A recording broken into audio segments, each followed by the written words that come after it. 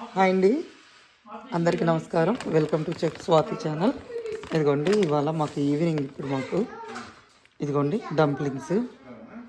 ఇవి chicken and సెలంత్రో dumplings అండి. ఈ కాస్కోలో దొరుకుతాయి.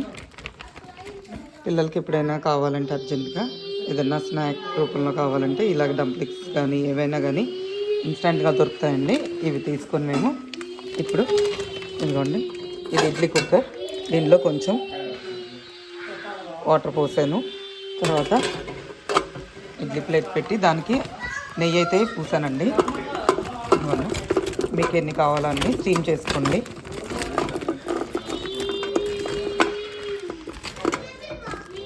ఇదిగోండి,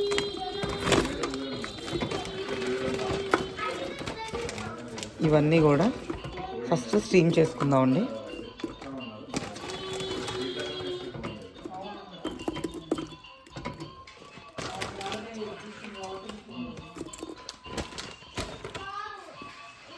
ఇదిగోండి ఇడ్లీ కుక్కర్.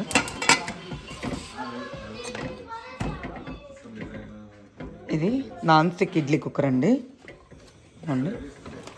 జస్ట్ ఒక 5 minutes పెడితే మీకు స్టీమ్ అయిపోతాయి. తర్వాత ఏం చేయాలో చెప్తానండి. ఫస్ట్ ఇవైతే స్టీమ్ చేసుకుందాము. డంప్లింగ్స్ ఇలా స్టీమ్ అయిపోయినాక ఇదిగోండి, ఇక్కడ నేను నువ్వుల నూనె వాడుతున్నాను. ఇదేమో H1 స్పైసీ సాస్ అండి ఇది. తర్వాత ఇది క్యాబేజ్ అండి. క్యాబేజ్ని ఇలాగ సన్నగా తరిగి పెట్టుకున్నాను. ఇలా సన్నగా తరుక్కుంటే చాలా బాగుంటుందండి. క్యాబేజ్ అనేది చాలా రుచిగా ఉంటుంది. ఈ డంప్లింగ్స్లో ఎలా చేయాలో చేసి చూపిస్తానండి. ఇదిగోండి, బాండీ పెట్టి కొంచెము నువ్వుల నూనె వేసానండి. దీన్ని హై ఫ్లేమ్లో పెట్టుకోవాలి. ఇప్పుడు డంప్లింగ్స్ ఇది స్టీమ్ అవుతున్నాయండి. స్టీమ్ అవ్వగానే తీసి దీంట్లో వేసి వేపుకోవాలి. అంతకు మునుపు ఫస్ట్ నేను ఏం చేస్తున్నానంటే దీనిలో క్యాబేజీ వేస్తున్నానండి. క్యాబేజీ కొంచెం సార్ట్ చేసి తర్వాత తీసేద్దామండి. ఇదిగోండి,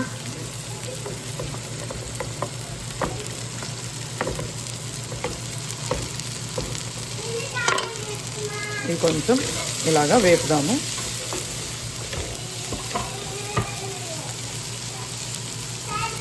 దీనిలో కొంచెం సాల్ట్ వేద్దామండి.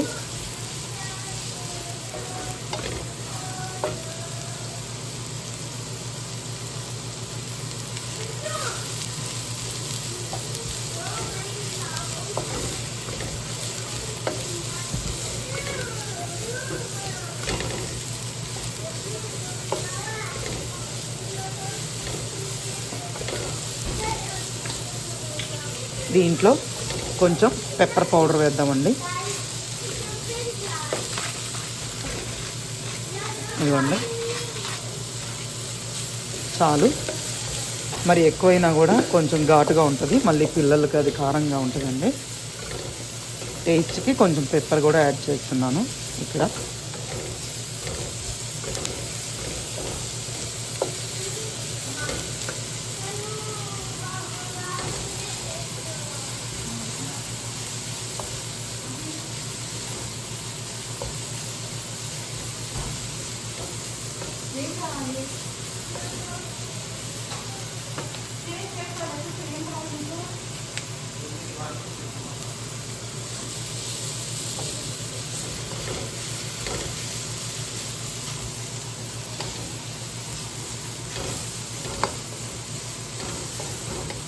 ఇది కొంచెం మెత్తబడితే చాలండి, ఎక్కువ ఫ్రై చేయక్కర్లేదు క్యాబేజ్ని మనం.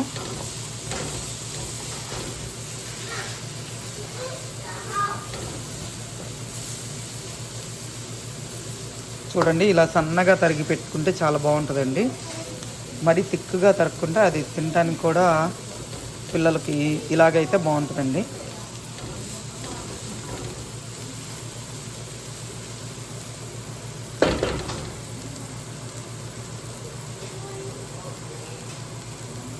ఇదిగోండి, డంప్లింగ్స్ చూద్దామండి.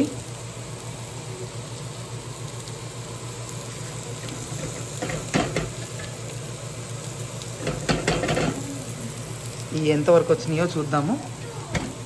అదిగోండి, చూడండి చికెన్ డంప్లింగ్స్ ఇవి. చాలు, ఇవి స్టీమ్ అయిపోయినట్టేనండి. ఇప్పుడు ఈ క్యాబేజ్ని, ఇలా వేగిన క్యాబేజ్ని పక్కకు తీసి పెట్టుకుందామండి.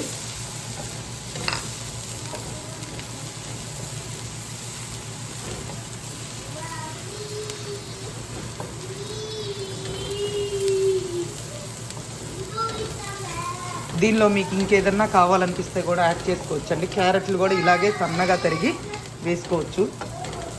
బీన్స్ కానీ పీస్ కానీ మీ ఇష్టం అండి, మీకు ఎలాగైతే కావాలో అలాగా యాడ్ చేసుకోవచ్చు. మీరు ఇన్ కేస్ బీన్స్ వేసే పని అయితే దాన్ని స్టీమ్ చేయండి. ఒకసారి స్టీమ్ చేసి వేసినట్లయితే మీరు డంప్లింగ్స్తో పాటు స్టీమ్ చేసేయండి ఒకసారి పైన పెట్టి బీన్స్ని కూడా.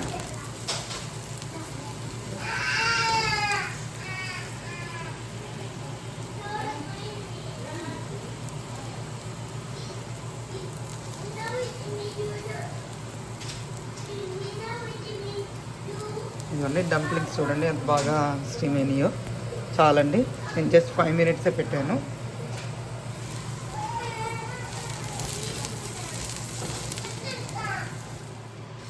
ఇదిగోండి, ఈ కలర్ వచ్చినాక తీయండి.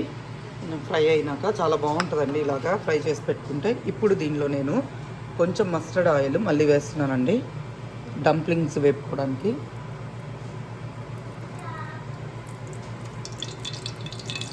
ఇవన్నీ వేసేసాను. దీనిలో ఇప్పుడు నేను డంప్లింగ్స్ వేస్తానండి. ఇదిగోండి, స్టీమ్ చేసిన డంప్లింగ్స్ని అయితే ఈ నూనెలో వేసేసాను.